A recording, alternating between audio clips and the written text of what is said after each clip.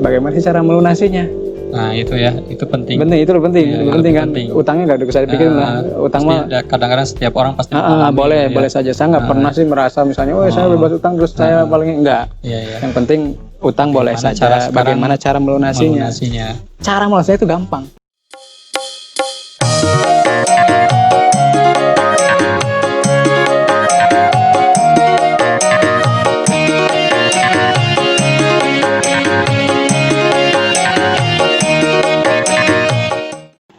Assalamualaikum warahmatullahi wabarakatuh. Ketemu lagi dengan saya Pak Mate ya Dan Pak Sarap. Pak Sarap. Dalam acara sekarang Korma ya. Korma. Kisah dan obrolan bareng Mang Amsi. Pokoknya dari Korma yang kemarin insya Allah trending. Pada kesempatan ini kita akan cuap-cuap lagi atau berbincang-bincang lagi, ngobrol bareng Mang Amsi lagi mengenai bebas hutang, hidup tenang. Keren. Ya, setiap orang kan sebenarnya tidak mau punya hutang gitu ya. Nah, bagaimana sih trik atau cara-caranya supaya kita tidak punya hutang? Silakan Mang Amsi langsung saja. Oke, terima kasih Pak Mate yang masih sadar sampai hari ini masih sadar. Dan pakai peci sekarang. Pakai peci dan ini yang suka dipakai di sawah-sawah itu ya? Oh enggak, ini baru lagi karena kemarin setia. Saya kira yang suka pakai ke sawah gitu, belok-belokan. Kuletak itu Pak. Wayahna beli itu ya tuh. Iyalah buat demi totalitas. Demi totalitas konten itu. Sampai harus si wardrobe-nya itu bikin sendiri gitu ya, modal sendiri. Monet. Kan nanti setelah ini. Makanya jangan lupa subscribe channel saya dan channel Mang Amsi. Oke. Ya, nunggu 4.000 jam ya. Nunggu 4.000 jam. Oke.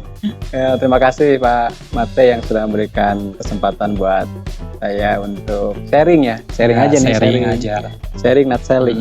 Sharing not selling. Berbagi. Betul. Pengalaman dan pengamalan. Nah, itu lebih penting. Pengalaman saja nggak cukup tanpa diamalin. Iya, betul. Pengamalan saja kalau belum lama, belum diulang berarti bukan pengalaman. Jadi pengalaman dan pengamalan harus sejalan dan seimbang. Nah, sekarang kita mulai utang ya. Utang itu semua orang pasti pernah punya. Karena dalam kehidupan pastinya ada beberapa kebutuhan yang memang kadang kita harus mengharuskan untuk ambil utang gitu kan. Tadi saya sempat searching dulu di KBBI, takut salah kan utang itu apa gitu, karena kan saya udah lupa dengan utang. Iya, betul. Udah lama mungkin ya. Udah berapa tahun ya gak punya utang, alhamdulillah gitu. Nah, utang itu kan katanya sih uang atau sesuatu yang dipinjam dari orang lain dan harus dikembalikan. Nah, sesuatu yang uang atau benda atau barang atau harta yang kita pinjam tapi wajib dikembalikan, itu namanya utang, apapun bentuknya. Sampai ketika kita sudah meninggal pun wajib dibayar. Bahkan sebelum warisan dibagikan itu tirkah namanya kan. Tirkah itu kalau kata Pak Agus Ishak Mahali itu guru fikih kita, tirkah itu sesuatu yang ditinggalkan, harta peninggalan. Nah, sebelum harta peninggalan itu dibagikan, itu harus dipotong dulu sama dain, hutang dan wasiat.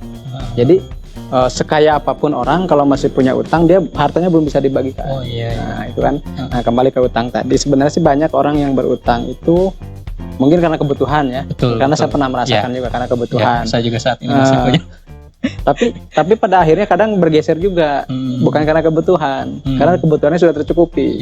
Tapi karena keinginan. Nah, itu dua hal yang berbeda antara wants and needs. Kalau needs itu sesuatu yang ya segitu-gitu aja.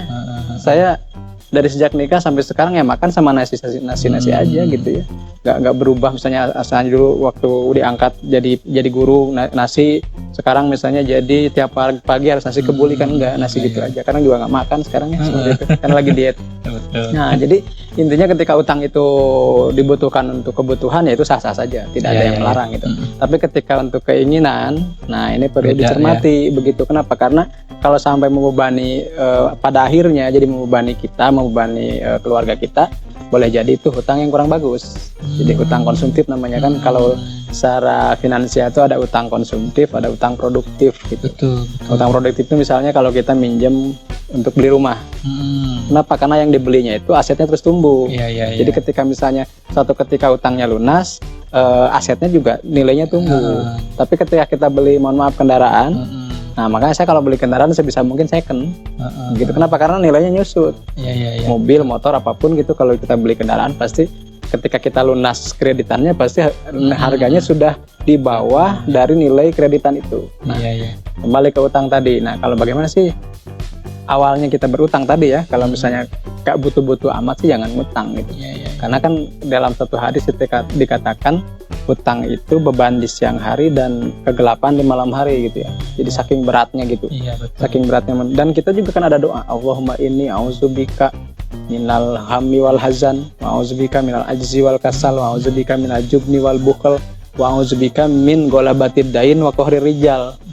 Jadi yang ujungnya itu a'udzubika, aku berlindung kepadamu, min golabatid dain, dari terlilit utang, wa qahrir rijal, dan terorisme atau ancaman dari seseorang. Yang lamun aya nama ancaman debt collector lah, bahasa modern nama qahrir rijal teh debt collector gitu teh. Jadi sebenarnya kalau kita mengkaji hadis itu Pak Agusnya, hadis itu sangat menarik kalau bagi saya. Jadi itu doa yang maksurat. Maksurat itu ada standarnya dari Rasul, dan itu dianjurkan untuk dibaca setiap pagi dan sore kan. Nah, Allahumma inni a'udzubika minal hammi. Ternyata qahrir rijal itu adalah debt collector tadinya jeung naon tadi teh? Bieu teh golabati dain, terlilit utang dengan adanya yang sering nagih atau yang sering neror itu ternyata bermulanya dari hammi wal hazan, bingung dan sedih. Jadi ternyata sesuatu yang kita minta perlindungan itu ternyata sebuah urutan bagaimana proses terlilit utang dan teror dari penagih utang itu muncul gitu. Hammi wal hazan, bingung dan sedih. Bingung itu biasanya ke masa depan, sedih itu ke masa lalu gitu kan. Kalau di Quran itu adalah khaufun alaihim wa lahum yahzanun, itu artinya kalau orang yang beriman tuh nggak pernah khawatir dengan masa depan, nggak pernah sedih dengan masa lalu. Kenapa? Karena ada Allah kan. Nah, ketika kita sudah mulai diliputi kebingungan dan kegamangan dan kegalauan, maka munculnya ajwal kasal, merasa minder, merasa lemah, kemudian malas kerja lah, malas berkreasi lah, malas mencari nafkah kan, seperti itu. Nah, nanti ujungnya adalah jubni wal bukhl, takut dan kikir gitu. Dia selalu, aduh ini kalau punya uang juga nggak mau ngasih deh. Kenapa? Karena takut hilang, takut kurang gitu. Nah, ujung-ujungnya ya tadi jadi terlilit utang dan kena ancaman gitu, seperti itu. Ya awalnya sih di situ ya. Nah kemudian kalau misalnya bicara bagaimana sih cara melunasinya? Nah itu ya, itu penting. Itu penting kan. Utangnya nggak usah dipikirin lah. Utang mah kadang-kadang setiap orang pasti boleh saja. Saya nggak pernah sih merasa misalnya, saya bebas utang terus saya paling enggak. Yang penting utang boleh saja. Bagaimana cara melunasinya? Cara melunasinya itu gampang. Cara melunasinya adalah dibayar. Nah, ini nih menarik. Iya betul. Benar nggak? Saya salah nggak? Saya enggak. Saya pikir ada cara yang betul juga Pak. Ya, jadi kan udah suka nanya, Mang sih kok bisa bebas utang, gimana caranya? Dibayar. Bayar, tapi bayar guys. Bayar, karena utang itu sampai kapanpun akan tetap, bahkan nanti di akhir itu ada muflis. Muflis itu orang bangkrut, teman-teman. Jadi bagaimana dia misalnya punya utang nggak kebayar sampai meninggal, nah maka dia harus bayar dengan amal baiknya. Amal baiknya. Nah, kalau amal baiknya udah habis kan buat bayar utang, maka dosa yang mengutangkan itu diberikan ke dia. Nah, nanti ada sebuah keterangan, boleh jadi orang yang ibadahnya banyak tapi utangnya banyak nanti jadi bangkrut, jadi loss gitu. Kenapa? Karena tadi jadi bukan hanya rezekinya yang habis, pahalanya juga habis. Makanya menurut saya sih disitulah mungkin kita beribadah itu jangan fokus pada yang sifatnya vertikal aja, tapi juga horizontal kan gini. Di surah Ali Imran ayat 112 tuh kayak Fahmil Quran. Nanti kan Pak Is kan nonton nih, Pak Is pasti tahu nih ayatnya ya, teman-teman yang suka Fahmil pasti tahu. Di surah Ali Imran ayat 112 itu kan ada ayat begini, duribat alaihimuz zillatu wal maskanatu wa ba'u bi ghadabin minallah illa bihablin minallah wa hablin minan nas gitu. Jadi mereka akan diliputi dengan zillah, kehinaan, wal maskanah, kemiskinan, wa ba'u bi ghadabin, dan akan mendapat murka Allah gitu kan, illa bihablin minallah wa hablin minan nas, kecuali orang-orang yang mau menjalin hubungan vertikal dengan Allah, ibadah ritual, dan menjalin hubungan baik dengan manusia, ibadah sosial. Nah di sini mungkin utang itu lebih ke ibadah sosial. Makanya di keterangan kan banyak di hadis atau di qaul ulama juga, orang kalau ibadahnya bagus tapi kurang berbagus dengan sosialisasi juga boleh jadi nanti nilai ibadahnya berkurang. Nah itu harus seimbang, atau bahkan kalau saya memilih saya lebih suka dengan ibadah sosial Pak. Karena ibadah sosial itu perasaan sombong itu kurang gitu. Maksudnya gini, kalau kita sholat kan biasanya kalau sholat rajin biasanya ada perasaan ujub gitu, ibadah kita bagus deh gitu kan. Tapi kalau kita misalnya ngasih ke orang banyak itu, ngasih sedekah, ngasih solusi itu, kita berpikirnya santai aja. Santai aja. Kenapa? Karena itu kan kita udah biasa nolong orang. Betul. Nah, tapi ternyata ketika kita udah mulai biasa nolong orang itu, ya Allah nolong kita. Karena ada hadits lain gitu kan, wallahu fi aunil abdi makanal abdu fi auni akhihi. Allah akan selalu menolong hambanya ketika hambanya tersebut mau menolong hamba ya Allah yang lain. Betul. Gitu Pak. Jadi memang harus dibayar ya. Harus dibayar. Nah, tapi itu kan itu Pak pasti. Jadi membayar itu ya kewajiban. Iya. Cuman masalahnya sekarang teman-teman mungkin nanya tipsnya apa. Nah, itu yang penting gitu. Tips cara membayarnya gimana? Tips gitu. Cara membayar hutang gitu ya. Betul. Itu yang biar paling dicari kita itu. Tenang gitu. Tenang. Kan? Nah, sebenarnya kalau ini sharing pengalaman ya. Tapi ini mungkin caranya agak gila. Iya, gak apa-apa, saya suka gila. Agak gila gitu kan, karena lebih baik gila deh. Iya gitu. Jadi gila itu singkatan sih sebenarnya, giat infak lillahi ta'ala gitu. Keren, mantap. Gila itu, barusan tuh muncul aja itu ya. Gila itu giat. Nanti ada bukunya lah, Amsi lah. Giat infak lillahi ta'ala. Jadi kadang cara gila itu. Nah, saya dulu ketika punya utang, kan kemarin cerita ya di video yang kemarin teman-teman itu kan saya cerita ketika saya mulai belajar saham, saya minjem dan itu karena saya serakah dan nggak tahu malu gitu kan akhirnya bangkrut. Nah, ketika memikirkan bagaimana cara membayar utang itu kan ya lumayan lah ya, diporsir pikiran tuh gimana bingung muncul gitu. Tapi kok ternyata ini kayaknya utang itu bukan harus selalu dipikirkan bagaimana cara bayarnya, tapi kita serahkan aja. Karena ini kan udah takdir nih. Itu awalnya dulu pasrah dulu deh. Pasrah dulu bahwa ini adalah utang itu takdir. Nah, karena takdir itu termasuk rukun iman yang keenam, ya kita serahin lagi ke yang memberi takdir. Itu yang pertama, sadar dulu bahwa utang itu adalah kita pernah salah. Jadi poin satunya itu ya. Sadar dulu bahwa utang itu adalah takdir dari Allah hakikatnya, dan kita juga mungkin pernah salah dalam mengambil tindakan akhirnya terlilit utang kan seperti itu. Nah, yang kedua, ketika sudah sadar itu kita ingat ke surah Al-Nashrah, Al-Insyirah yang ayat ke-5 ke-6 kalau nggak salah. Wa inna ma'al usri yusran, inna ma'al usri yusron. Nah, itu kan Allah sampai mengulang 2 kali tuh. Iya. Sesungguhnya bersama dengan kesulitan itu akan banyak kemudahan. Betul. Dan sesungguhnya diulang kali. Nah, dalam bahasa Arab itu namanya taukid. Nah, taukid itu biasanya diceritakan kepada orang yang nggak percaya, tapi imbasnya nyata. Jadi sebenarnya beritanya itu benar, tapi karena orang nggak percaya, jadi diperkuat. Kan Pak Agus kalau misalnya saya kasih, Pak Agus di kantin ada gajah gitu, pasti kan mau langsung percaya. Benar ya, terus saya meyakin bener loh di kantin ada gajah. Nah, kalau sampai 2-3 kali menguatkan, berarti beritanya benar, tapi orang nggak percaya. Di Quran juga sama, kalau Allah menggunakan inna, apalagi banyak yang nggak percaya. Banyak yang percaya, tapi sebenarnya itu realitas, itu hakikat. Nah, kita kembali, saya kaji secara bahasa dulu ya. Jadi inna ma'al usri yusron, sesungguhnya beserta kesulitan itu ada banyak kemudahan. Coba kita kaji. Usrinya pakai alif lam. Itu kan kalau kita belajar bahasa Arab marifah. Marifah itu tentu. Jadi biasanya kalau hutang itu tentu, hutangnya ya hutang. Kesulitannya itu jelas hutang gitu. Tapi Allah memberikan yusron, kemudahan itu nakirah pakai tanwin. Berarti solusinya boleh jadi bukan dari uang itu. Jadi kadang orang berpikir, cara bayar hutang, hutang deh, uang deh. Kadang belum tentu itu solusinya. Jadi lebih baik kita tidak membatasi solusi Allah. Nah, orang itu banyak membatasi solusi Allah. Pokoknya hutang udah dibayar deh ke duit. Padahal nggak seperti itu. Nah, kemudian diperkuat lagi. Inna ma'al usri yusron. Sesungguhnya beserta kesulitan itu banyak kemudahan. Jadi musrinya mah satu, sedikit, tapi kemudahannya banyak. Nah, itu di surah Al-Nashrah. Diperkuat lagi dengan di surah Al-Talaq, yang sering dikatakan sebagai ayat 1000 dinar. Orang mengamalkan itu kan, wa may yattaqillah yaj'al lahu makhrajan.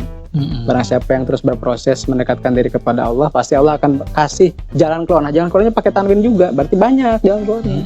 Kita jangan, aduh gimana ya saya bayar hutang, kadang-kadang gitu kan bingung, tidinya di kudu neangan. Nah, kadang gitu, serahin ke Allah, ya Allah saya mau bayar utang. Gitu, caranya seperti itu. Kemudian wa yarzuqu min haitsu la yahtasib, Allah pasti niscaya bakal ngasih rezeki yang tak terduga. Kalau teman-teman ingin misalnya melunasi utang, tadi yang pertama ya, sadari dulu bahwa utang itu takdir. Betul enggak? Dan setelah itu takdir berarti serahin ke Allah. Yang kedua, yakin bahwa setiap kesulitan itu ada pasti kemudahan dan jalan banyak yang keluar. Jangan membatasi jalan keluarnya hanya dari yang kita pikirkan. Kita serahin ke Allah mana yang terbaik. Dan itu memang pernah dialami. Kan saya pernah kemarin saya itu gini Pak, saya beres-beres nih di rumah. Kemudian pas saya bongkar ada gaji saya, ada slip gaji tahun 2007 pas saya mulai terjun di saham. Nah itu bersih saya itu waktu itu gaji 800.000. Tapi saya udah punya utang ratusan juta. Keren. Jadi saya gaji 800.000 bersihnya. Itu kan buat makan anak istri ya. Anak saya kan jadi mau punya 2 anak. Saya gaji cuma di bawah 1 juta tapi punya utang ratusan. Jadi hutang saya itu ratusan kali dari income kotor saya. Nah, kan itu menarik ya, dan gak tahu malu kan tadi. Nah, setelah saya belajar sadar bahwa ini adalah kesalahan saya sudah ditubur oleh Allah, ini jangan diambil, itu karena keserakahan. Akhirnya saya mulai meniti dengan itu, kita mulai menata lagi kehidupan kita lebih baik dengan cara apa? Terus terang Pak, yang saya lakukan dulu pertama adalah menuliskan masalah. Ini yang jarang dilakukan kayaknya. Betul. Jadi kan saya nanti dibuat tabel kan. Orang kan nggak mau punya masalah. Betul, saya ditulis. Aduh. 2011 loh, 2011. Betul. 2011 itu saya 2011 itu saya tulis. Jadi ini saya sering ngajarin ke anak-anak juga di sini. Dan beberapa itu ada yang sampai nangis cerita keajaiban menuliskan itu dan ada solusinya. Jadi saya bukan hanya untuk saya, akhirnya saya berbagi dengan banyak teman dan banyak murid dan siapapun ya. Jadi saya tulis misalnya gini, kan kita suka ngomong nih, Pak Amsi atau Ma Amsi saya punya banyak masalah. Terus saya tanya balik, seberapa banyak gitu. Kalau ada orang yang ngeluh itu saya suka tips yang pertama itu beli buku tulis. Coba banyak itu tulis berapa? Tulis. Ternyata pas datang tuh cuma salamar gantu. Kalau banyak Nah ternyata teman-teman saya bilang itu bukan masalah yang banyak, tapi masalahnya besar. Saking besarnya memenuhi memori otak kita. Kan misalnya volume otak kita 100% nih, karena saking anggap banyak itu karena 80% kita mikiran utang misalnya. Nah itu berlaku untuk masalah apapun Pak. Jadi saya sebutnya ada, nanti bikin 2 kolom ya, nanti mungkin bisa di YouTube-nya dibuat tabel gitu, ada kolom kontras, kolom kejelasan. Saya belajarnya dari banyak orang ya, dari Pak RB Sentanu yang Quantum Ikhlas, dari Michael Losier yang Law of Attraction, kemudian siapa lupa ada Lois ya, banyak lah. Nah itu saya tulis. Jadi misalnya yang masalah itu saya punya utang 100 juta, itu kan masalah tuh. Saya belum menikah, saya pingin kuliah tapi orang tua melarang, itu kan masalah. Kalau anak-anak kan itulah masalahnya. Dulu kan saya pernah membuat solusi ke anak-anak yang pingin kuliah tapi dia terkendala orang tua, dan ternyata dengan mempraktikkan ini ada sebagian yang alhamdulillah akhirnya jadi lulus bisa kuliah. Nah tadi saya juga itu, saya punya utang ratusan juta gitu kan. Nah saya tulis itu kan masalah ya. Nah langkah keduanya adalah mencoret masalah itu, coret. Nah dicoret, di sampingnya ditulis solusinya. Saya utang saya lunas. Nah dan kemudian ketika membuat solusi ini diusahakan katanya itu yang positif Pak. Jadi gini misalnya, saya ini miskin, itu kan masalah tuh. Kemudian kejelasannya bukan saya ini tidak miskin, jangan. Karena masih ada kata miskinnya. Jadi jangan ada kata itunya ya. Karena gini Pak, negatif. Pak Agus jangan pernah sekali-kali memikirkan dalam pikiran Pak Agus ada gajah. Apa yang Pak Agus pikirkan? Gajah. Padahal saya milih dong, saya nyuruhnya tadi. Kamu mikir itu. Nah jadi the power of wording itu sangat kuat dalam berdoa. Nah ini kadang yang mungkin belum disadari banyak orang. Betul nggak? Nah jadi ketika tadi misalnya utang saya lunas, jangan misalnya saya bisa lunas utangnya yang di ujung, jangan. Itu berpengaruh Pak. Mungkin sih Bang ngomong gitu doang berpengaruh, tapi baru rasakan aja dalam 30 hari. Nah gitu. Nah setelah kita nulis solusinya, kita bawa tuh solusi itu ke doa. Baca doa pakai etikanya, misalnya baca istighfar, baca sholawat dulu, baca hamdalah dulu, kan gitu etikanya tuh. Baru diselipin nih di sela-sela doa yang rutin kita itu, selipin, ya Allah alhamdulillah saya utangnya lunas, atau utang saya lunas, alhamdulillah saya utang. Jadi saya itu punya Pak, 2011 itu 2010 ya kalau nggak salah, akhir 2010 saya punya dream book. Jadi saya beli buku tulisan, beli buku tulis, kemudian saya tuliskan mimpi-mimpi saya. Terus diawali dengan alhamdulillah saya lulus S2. Padahal belum ya? Padahal belum. Oh gitu, saya kira tadi saya punya hutang misalnya ya, terus pas di solusinya lunasnya hutang akhirnya udah dibayar gitu. Belum. Oh, jadi 2011 sugesti aja dulu sugesti. Ya. Jadi kita gini, menarik solusi ke masalah yang kita alami. Nah, ini menarik nih. Karena gini Pak, saya berikan saya ilustrasi nih. Pak Agus bisa nggak kembali ke hari kemarin? Fisiknya. Fisik. Nggak bisa. Bisa nggak kembali ke SD? Nggak bisa. Bisa nggak kembali ke TK? Boro-boro. Nah sekarang sekolah. Bener. Saya juga sama. Tapi pikiran bisa nggak? Membayangkan ketika SD, membayangkan ketika kemarin, membayangkan ketika kita rekaman di masjid yang kusur-kusurukan. Kebayang nggak? Hampir dijungkal. Kebayang kan? Apa yang bisa meloncat ke sana? Pikiran. Benar. Pertanyaannya, ketika kita bisa kembali ke masa lalu, kenapa tidak kita tarik masa depan ke pikiran kita saat ini? Luar biasa. Betul nggak? Betul. Nah, ini yang jangan disadari. Masuk akal. Jarang disadari. Padahal Rasulullah itu sudah memberikan semacam metodologinya itu sudah ada ketika munculnya surat Ar-Rum nomor 30. Ar-Rum itu setelah Al-Ankabut dan sebelum surat Luqman. Nah, Ar-Rum itu kan ghalibatir Rum fi adnal ardi. Romawi akan kalah, padahal belum kalah waktu itu. Oh, gitu. Jadi pas turun ayat itu belum kalah. Masih Bizantium itu masih sampai ada sahabat yang meragukan, masih Rasul cerita begini kan. Jadi gini, kalau sekarang misalnya Amerika akan kalah, kan orang nggak pernah percaya. Jadi kekuatan adik kuasa waktu itu adalah Romawi di barat dan Persia di timur. Itu kan Iran sekarang dan Italia, Turki dan Italia yang sekarang. Nah, dulu kan ketika kejadian itu, ketika turun ayat tersebut, orang nggak percaya. Karena Rasul bercerita mendapat wahyu yang seolah belum terjadi. Nah, itulah kekuatan bagaimana membangun mengundang solusi ketika kita punya masalah. Dan kadang kita juga suka merasakan mungkin Mang ya, bagi teman-teman juga mungkin ketika kita pergi ke sebuah tempat, kadang-kadang kita suka merasa kayak pernah dejavu. Betul nggak? Seperti itu kan? Saya pernah kesini ya. Kayaknya kita memimpikan ini deh. Kalau saya pernah ngalamin berkali-kali, Pak. Berkali-kali. Jadi memang sudah dipikirkan. Jadi di alam, dan saya itu alhamdulillah. Kenapa sih orang mengatakan Mam sih betah sih di Tanggung udah belasan tahun nggak pulang kayak orang lain mutasi gitu. Terus saya bilang saya pernah urus pindah tapi terpindah-pindah. Saya bukan nggak ikhtiar ya. Tapi apa satu hal yang saya menarik, Pak? Saya bolak-balik nih Tanggung, Cibabar itu kan seminggu kadang dua balikan. 12 tahun lebih ya. Alhamdulillah ya. Kalau tidak lah gitu. Luar biasa. Lebih dari sepertiga hidup saya di sini gitu. Dan istri pun hanya kebagian 3/7-nya gitu kan. Jadi saya itu masih penikah udah 14 tahun. Ya, Bu. Saya nikah udah 14 tahun tapi serasa baru 3/7 kali 14. Berarti berapa guru matematika? 6 tahun. 3/7 kan ketiga hari asumsinya lah. 3/7 kali 14. Jadi kan seolah-olah 3 kali 14 dibagi 7, 6 tahun. Jadi meskipun saya udah nikah 14 tahun tapi serasa baru 6 tahun. Kenapa? Karena kebanyakannya di sini. Nah, tapi apa yang saya syukuri? Jadi ketika saya berangkat, saya punya waktu sekitar 70 km atau sekitar 2,5 jam untuk ya berkontemplasi, ngobrol sama Allah punya dengan cara kita sendiri kan, misalnya baca Quran atau baca apa yang kita hafal deh, baca sholawat apa, dan di sela-sela itu saya sisipkan mimpi-mimpi gitu. Saya ingin lunas utang saya lunas, saya ingin kuliah lagi, saya ingin punya usaha atau apapun. Saya punya anak-anak yang sehat semuanya.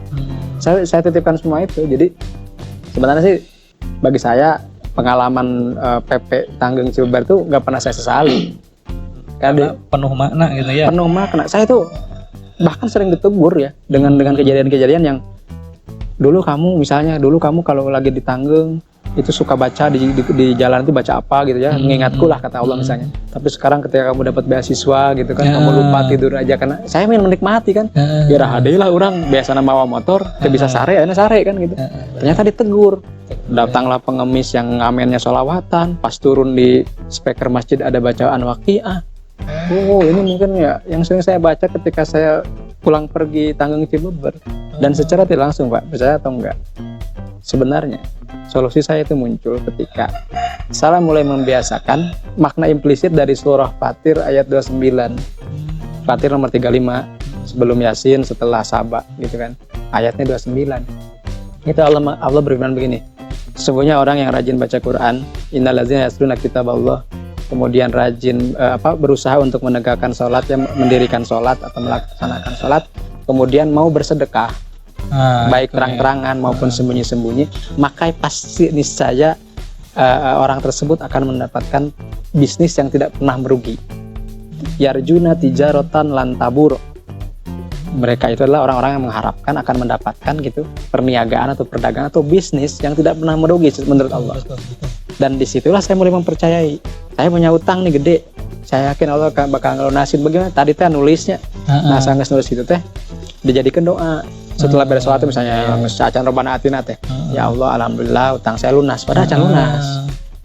Saya lunas kan, alhamdulillah saya bisa jadi kuliah. Jadi berdoanya bukan gini, ya Allah lunaskan hutang saya, bukan gitu. Tidak seperti itu. Coba kita cek doa-doa para nabi ya. Rabbi la tazarni farda wa anta khairul warisin. Ya Allah, jangan biarkan aku sendiri, engkaulah yang maha pewaris. Itu kan Nabi Zakaria ketika minta anak, enggak misalnya ya Allah berilah aku anak, enggak. Ketika Nabi Yunus ketika di perut tersirat itu doa pecinta. Orang lamun nyungkeun ka istri kan mah yang itu kan. Nah, jadi kayaknya bener. Jadi kayak kalau mau lah misalnya di Nabi Yunus benang di toilet teh apa jadi dengarti gitu.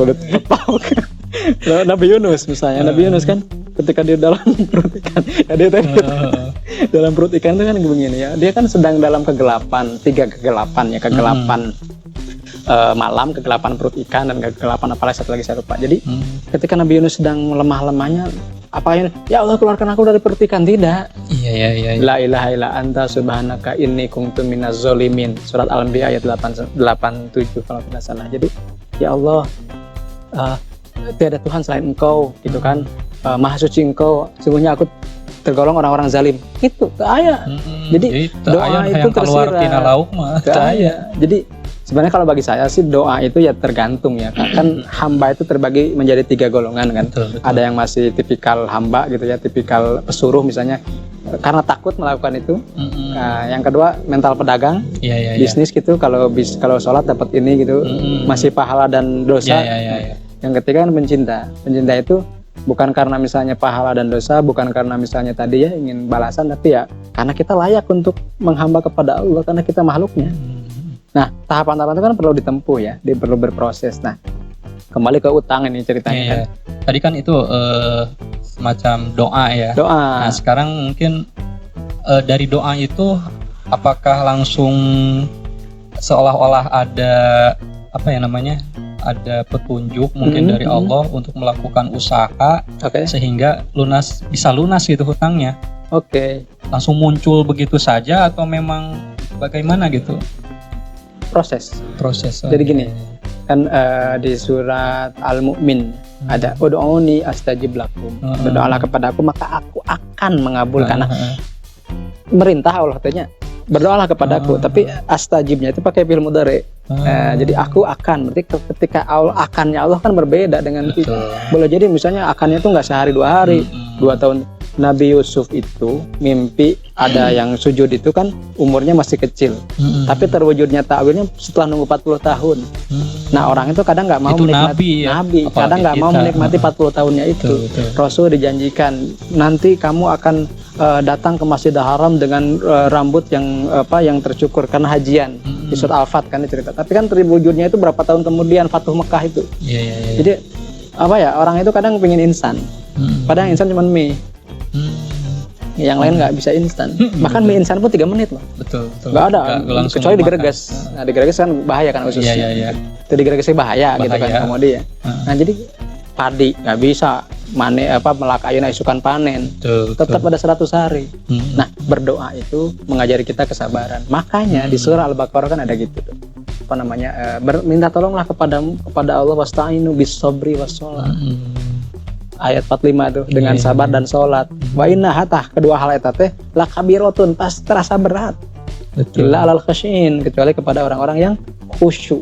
Nah, khusyuk itu didefinisikan di ayat berikutnya, ayat 46. Allazina yazunnuna, orang-orang yang meyakini annahum mulaqu rabbihim, bahwa mereka akan menjumpai, akan menemukan jawaban dari Allah, gitu kan.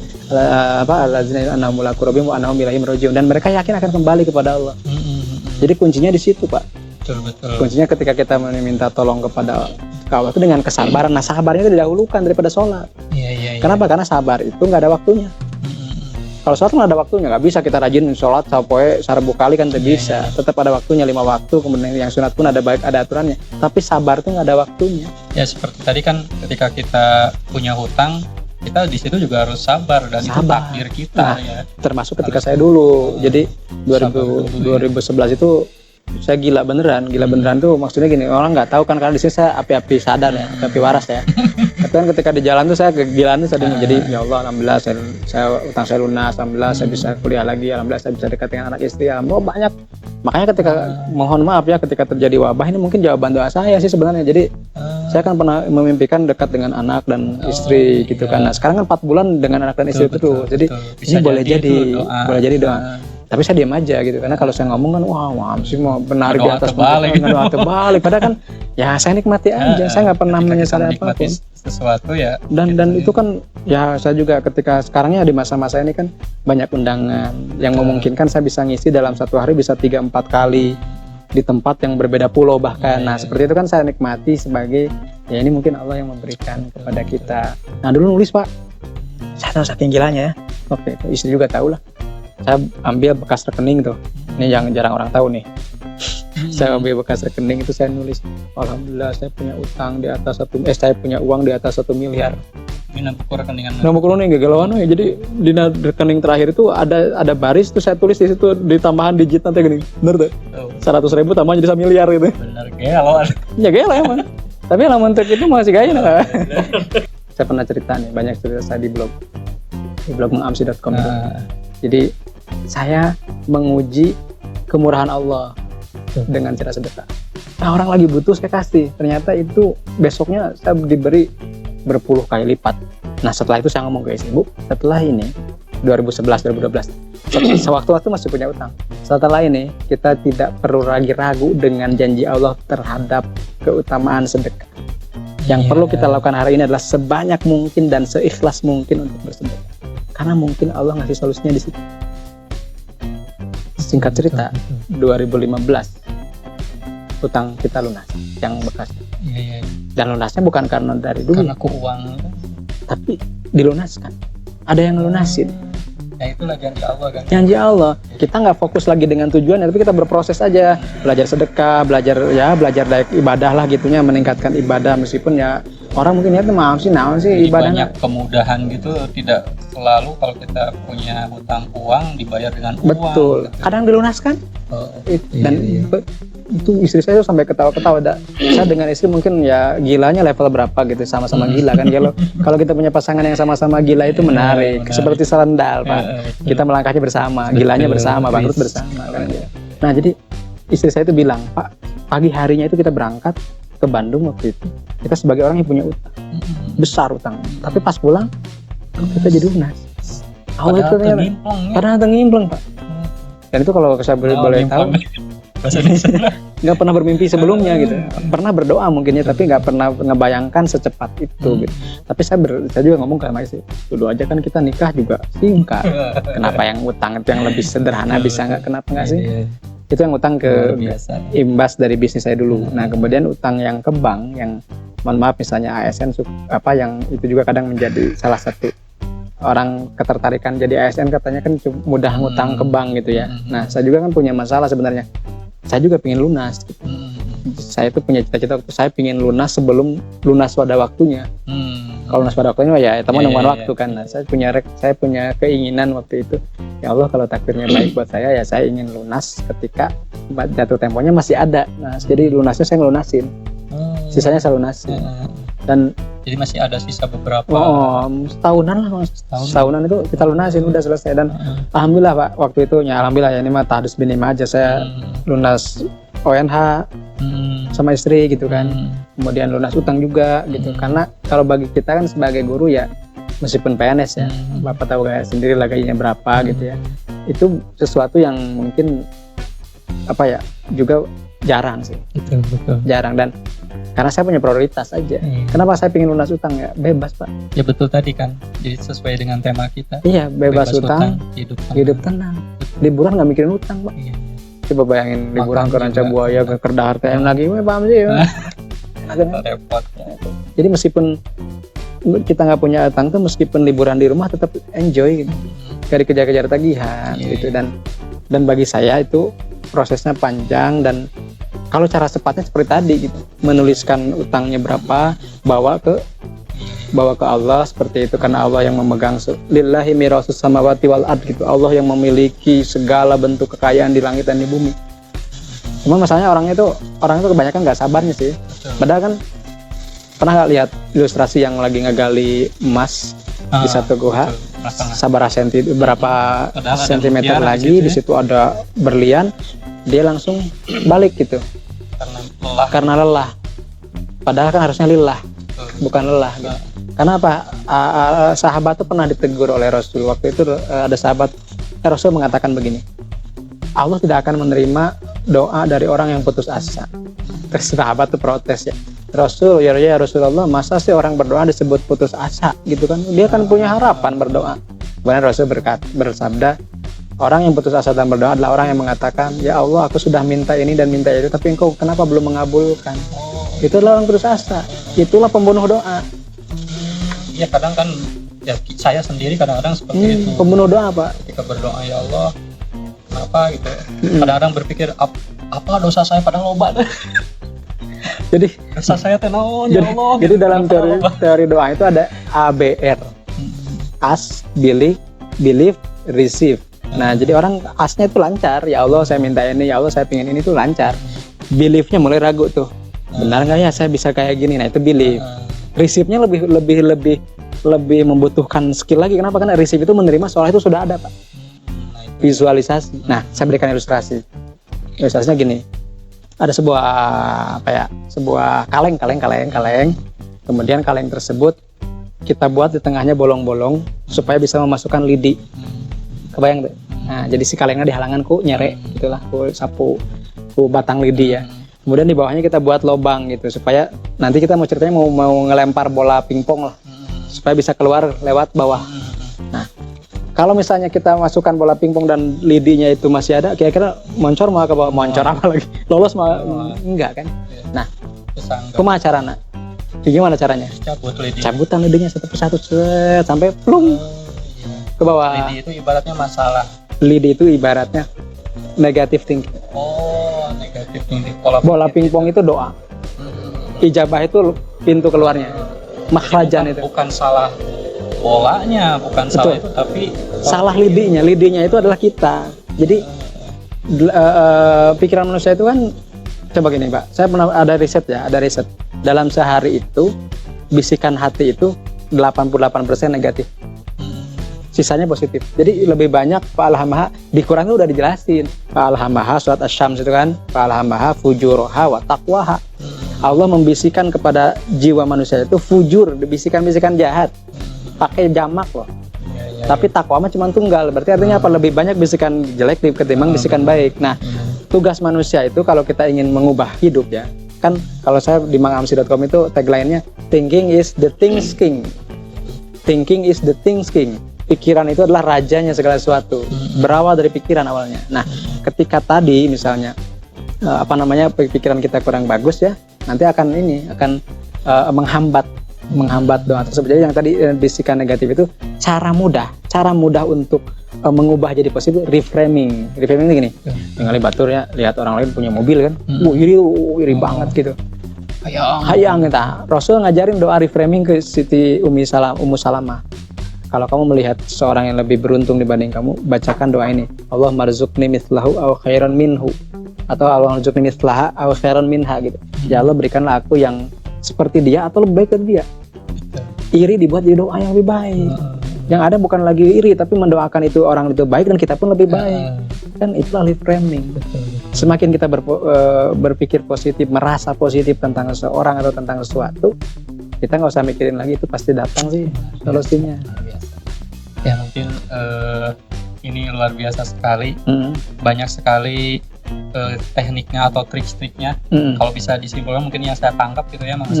Yang pertama kita harus ikhlas dulu ya. Ikhlas, pasrah ketika kita punya hutang gitu. Menyadari. Kemudian yang kedua, ternyata kita harus membuat draft, menuliskan itu ya dulu ya. Betul, supaya lebih ringan. Lalu ditulis juga solusinya. Solusinya ditulis dan jadikan doa. Setelah itu sabar. Doanya diulang, terus visualisasi itu terjadi dalam kehidupan kita. Jadi doanya bukan tadi saya ingin lunas utang, tapi alhamdulillah utang saya lunas. Betul. Diulang terus. Terus baca Al-Quran, rajin sholat, rajin sedekah. Fatir 29. Dulu kita pernah bikin komunitas baksos. Baca Quran, sholat, sedekah. Catat guys. Baca Quran, sholat, sedekah. Itu aja sih. Itulah perbincangan kita kali ini. Masih banyak sekali sebenarnya kisah dan obrolan bareng Mang Amsi yang patut kita gali. Dan insya Allah program ini akan panjang ya. Siap. Karena kebermanfaatan itu harus selalu disebarkan dan ditebarkan. Ya. Makanya teman-teman jangan lupa subscribe channel saya dan Mang Amsi di sini. Makasih, ya. bagus. Semuanya luar biasa, dan teman-teman juga semoga Allah muliakan, jauhkan dari hutang, atau kalau punya hutang cepat lunaskan. Allah lunaskan. Ya. There can be miracles when we believe. Assalamualaikum warahmatullahi wabarakatuh. Waalaikumsalam warahmatullahi wabarakatuh. Sip.